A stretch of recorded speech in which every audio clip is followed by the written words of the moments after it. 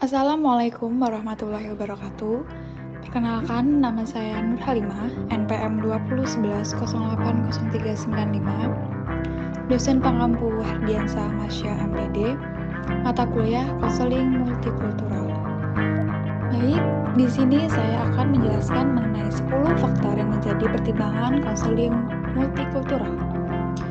Sifat religius adalah sifat yang bisa ditemukan di tiap agama. Religius adalah sikap yang bisa memberikan dasar bagi keyakinan dan perilaku moral. Selain itu, religius adalah sikap yang dapat berkontribusi pada rasa kebersamaan, memberikan dukungan, dan menawarkan bimbingan. Sikap religius adalah salah satu bagian paling kuat dari pengalaman manusia. Makna yang sama-sama dimiliki agama dalam sifat religius adalah membantu pengikutnya menemukan makna di dunia. Economic class background adalah ukuran total gabungan ekonomi dan sosiologis dari pengalaman kerja seseorang dan akses ekonomi individu atau keluarga ke sumber daya dan posisi sosial dalam kaitannya dengan orang lain. Identitas seksual seseorang dapat dipengaruhi oleh dua hal, yaitu peran gender dan orientasi seksual yang dimiliki. Identitas gender yang dikembangkan seseorang sangat dipengaruhi oleh perilaku, sikap, dan sifat-sifat kepribadian yang ditetapkan masyarakat sebagai maskulin atau feminim, yaitu lebih sesuai untuk atau tipikal peran pria atau wanita.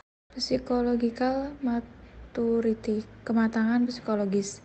Perkembangan psikologis bisa dijelaskan sebagai proses di mana individu bergerak dari cara berpikir yang sederhana ke yang lebih kompleks tentang diri mereka sendiri dan pengalaman hidup mereka. Ethnic atau radical identity atau etnis atau identitas rasional. Etnis adalah konsep yang diciptakan berdasarkan ciri khas sosial yang dimiliki sekelompok masyarakat yang membedakannya dari kelompok yang lain. Developmental challenge, tantangan perkembangan kronologis. Selain kedewasaan psikologis, individu juga mengalami perubahan sistematis yang berdasarkan kronologis. Perubahan yang berkaitan dengan usia ini mewakili apa yang kita sebut sebagai tantangan perkembangan kronologis yang dihadapi individu pada titik-titik berbeda sepanjang rentang kehidupan. Trauma and other threats to their personal well-being, atau trauma dan ancaman lain terhadap kesejahteraan pribadi mereka. Respon seseorang terhadap peristiwa traumatis dapat bervariasi, termasuk perasaan takut, sedih, dan depresi. Respon fisik dan perilaku termasuk mual, pusing, dan perubahan nafsu makan dan pola tidur serta penarikan dari aktivitas sehari-hari.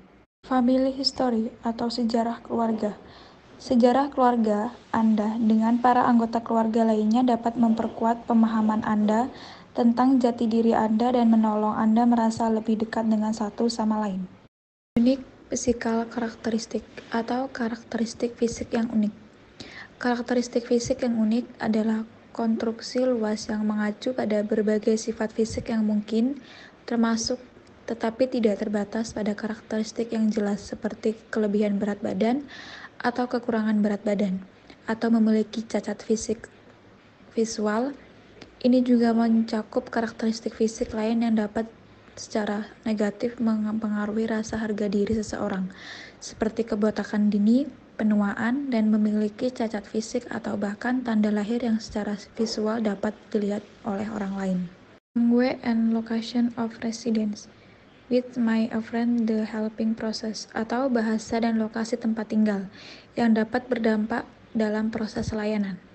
Dalam hal ini, konselor harus menggunakan bahasa yang mudah dipahami oleh klien. Contohnya, menggunakan bahasa Indonesia, mengingat proses konseling dilakukan di wilayah yang memiliki keberagaman bangsa. Sekian penjelasan yang sudah saya sampaikan. Terima kasih.